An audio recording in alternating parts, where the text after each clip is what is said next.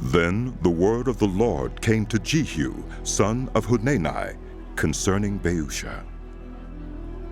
I lifted you up from the dust and appointed you ruler over my people Israel.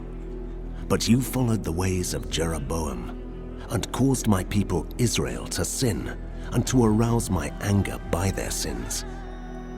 So I am about to wipe out Baasha and his house, and I will make your house like that of Jeroboam, son of Nebat. Dogs will eat those belonging to Baasha who die in the city, and birds will feed on those who die in the country. As for the other events of Baasha's reign, what he did and his achievements, are they not written in the book of the annals of the kings of Israel? Baasha rested with his ancestors and was buried in Tirzah, and Elah, his son, succeeded him as king. Moreover, the word of the Lord came through the prophet Jehu, son of Hanani, to Baasha and his house, because of all the evil he had done in the eyes of the Lord, arousing his anger by the things he did, becoming like the house of Jeroboam, and also because he destroyed it. In the 26th year of Asa, king of Judah, Elah, son of Baasha, became king of Israel, and he reigned in Tirzah 2 years. Zimri, one of his officials who had command of half his chariots, plotted against him. Elah was in Tirzah at the time, getting drunk in the home of Arza, the palace administrator at Tirzah.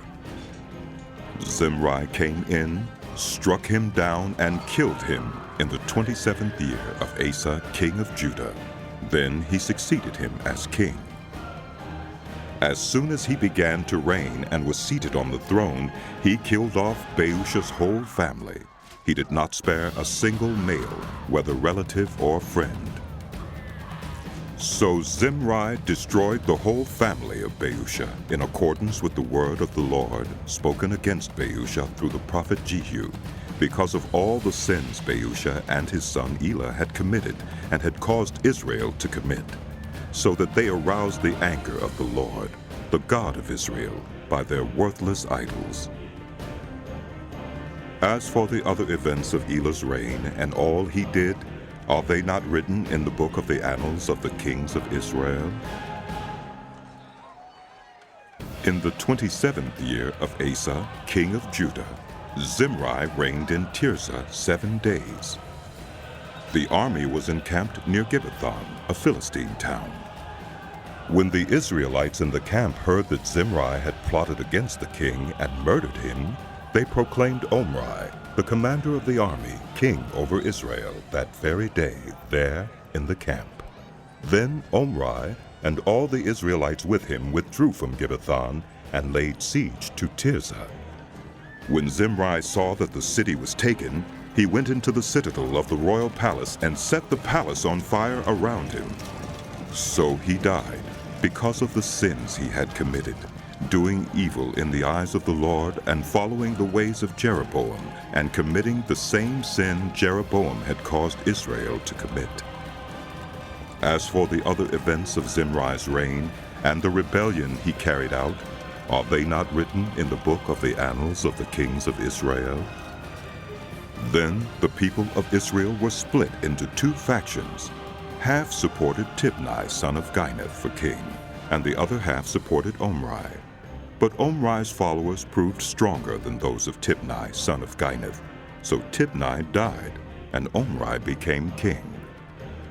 In the 31st year of Asa, king of Judah, Omri became king of Israel, and he reigned 12 years, 6 of them in Tirzah.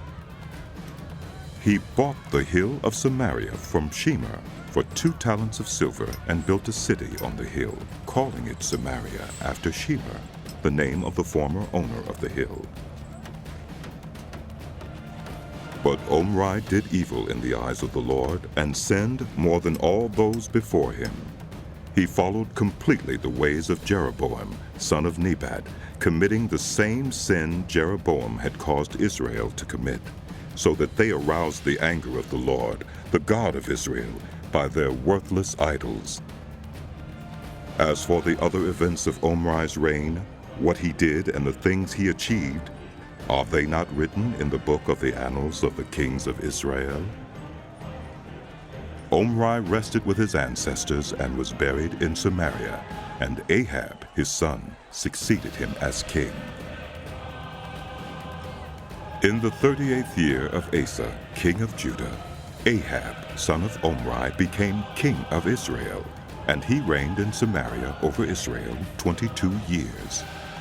Ahab, son of Omri, did more evil in the eyes of the Lord than any of those before him.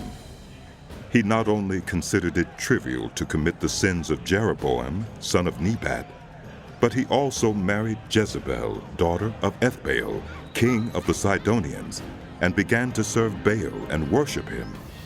He set up an altar for Baal in the temple of Baal that he built in Samaria.